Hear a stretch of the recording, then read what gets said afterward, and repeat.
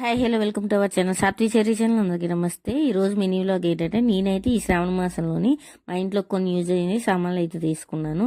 నా దగ్గర అయితే ఎప్పటి నుంచి ఐరన్ బాక్స్ అయితే లేదు. ఇది స్టీమర్ అనమాట, స్టీమర్ ఐరన్ బాక్స్.